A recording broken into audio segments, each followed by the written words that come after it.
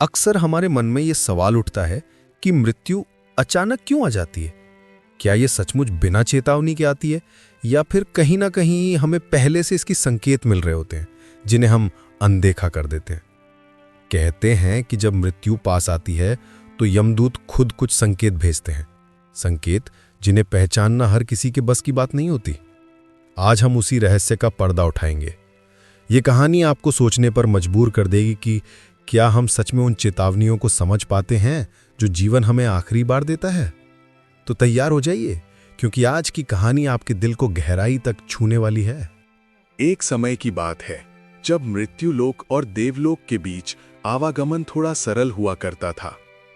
ऋषि मुनि अपनी तपस्या और ज्ञान के बल पर इन दोनों लोकों के बीच अक्सर यात्रा करते थे। ऐसे ही एक दिन तीनों लोकों के भ्रमणकर्ता देवर्षि नारद अपने वीणा पर नारायण नारायण का जाप करते हुए मृत्युलोक से सीधे यमलोक पहुंच गए। यमराज, जो अपनी भैंसे पर सवार काले वस्त्रों में सजे और हाथ में पाश लिए हुए थे, नारद जी को देखकर मुस्कुराए। उनका रौबदार व्यक्तित्व भी नारद जी के आने से थोड़ा नरम पड़ गया था। आइए देवर्षि, आज कैसे आना हुआ? यमराज ने पूछा। नारद जी ने अपनी वीणा को एक ओर रखा और बोले, यमराज, मैं तो तीनों लोकों का भ्रमण करता रहता हूं। मनुष्य लोक में एक बड़ी चर्चा चल रही है। लोग कहते हैं कि आप बहुत निर्दयी हैं, बिना किसी पूर्व सूचना के ही प्राण हर लेते हैं। यमराज ने यह सुनकर एक गहरी सांस ली। देवर्षि, यह सरासर गलत है। मैं कभी भी बिना संकेत दिए किसी के प्राण नहीं हरता। मैं तो हमेशा उन्हें चेतावनी देता हूं, लेकिन वे अज्ञानी प्राणी उन संकेतों को समझ ही नहीं पाते। नारद जी को बड़ा आश्चर्य हुआ। संकेत? आप? मैंने तो कभी किसी को कहते नहीं सुना कि यमराज ने उसे पहले से कोई संकेत दिया था। यही तो समस्या है देवर्षि। लोग समझते नहीं, वे अपनी दुनिया में इतने व्यस्त रहते हैं कि इन सूक्ष्म संकेतों पर ध्यान ही नहीं देते। यमराज ने समझाया। नारद जी ने उत्सुकता से पूछा, तो क्या आप मुझे उन संकेतों के बारे में बता सकते हैं ताकि मैं लोगों को इस बारे में अवगत करा सकूं? यमराज ने सहमति में सिर हिलाया। अवश्य देवर्षि, सुनिए, मेरे संकेत कई प्रकार के होते हैं और वे जीवन के हर पड़ाव पर मिलते हैं। शरीर से। जब एक व्यक्ति युवावस्था से वृद्धावस्था की ओर बढ़ता है तो उसका शरीर कमजोर होने लगता है। बाल सफेद होने लगते हैं, त्वचा पर झुर्रियां पड़ जाती हैं, आंखें कमजोर हो जाती हैं और शरीर में दर्द रहने लगता है। ये सब क्या है? ये मेरे ही दूत है जो उन्हें बता रहे हैं कि अब उनका समय पूरा हो रहा है। शरीर रूपी ये रथ अब थक रहा है। नारद जी ने ध्यान से सुना। यह तो सत्य है यमराज। लोग इसे सामान्य बुढ़ापा समझकर स्वीकार कर लेते हैं।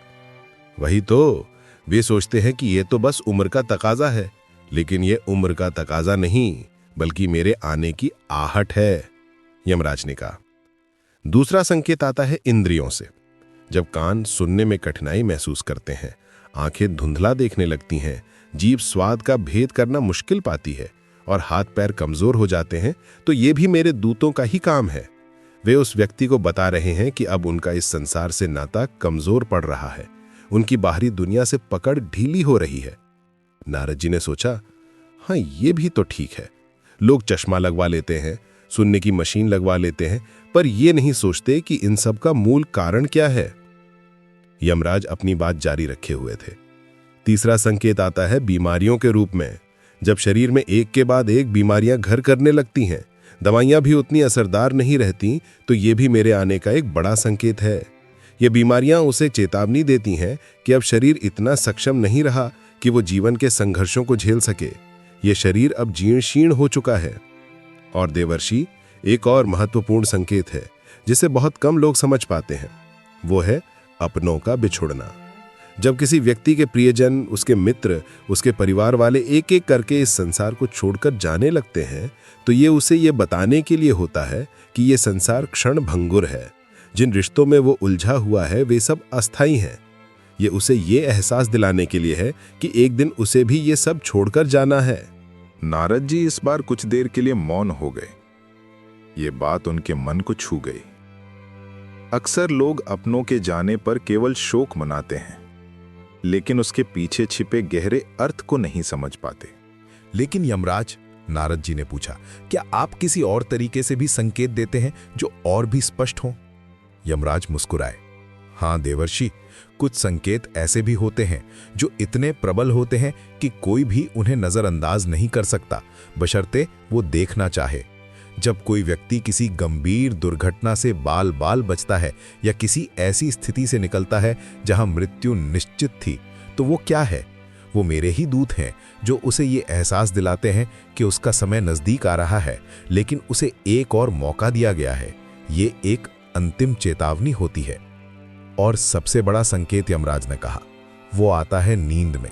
जब व्यक्ति को नींद में अपने पूर्वजों के दर्शन होते हैं या उसे ऐसे सपने आते हैं जिनमें वो अपने आप को किसी अज्ञात स्थान पर जाते हुए देखता है, या ऐसे सपने जहां वो अपने मृत प्रियजनों से बात करता है, तो वो मेरे ही दूतों का कार्य है।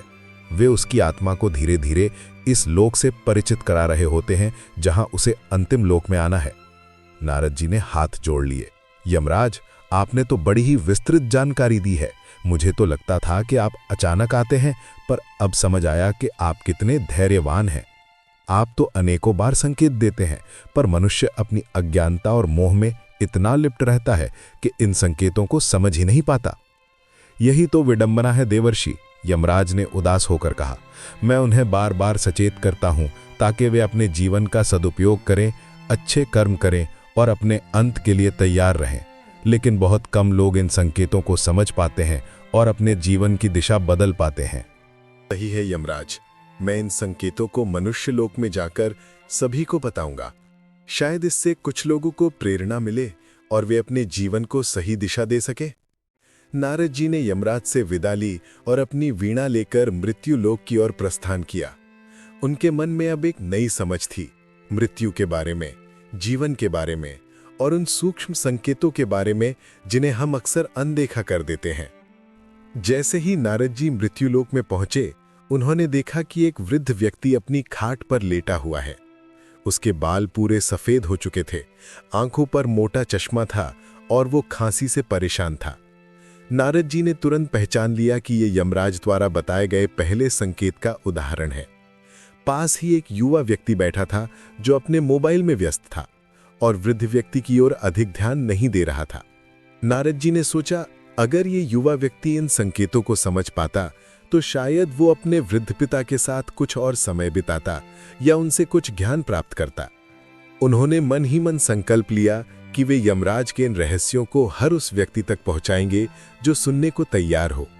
उन्हें उम्मीद थी कि इससे कम से कम कुछ लोग तो अपने जीवन को बेहतर बना पाएंगे और मृत्यु को एक अंत नहीं बल्कि एक नए आरंभ की तैयारी के रूप में देख पाएंगे। और इसी विचार के साथ नारद जी ने अपनी वीणा पर एक नई धुन छेड़ी जिसमें यमराज के संदेश की गूंज थी। अपनी राय कमेंट में जरूर लिखें।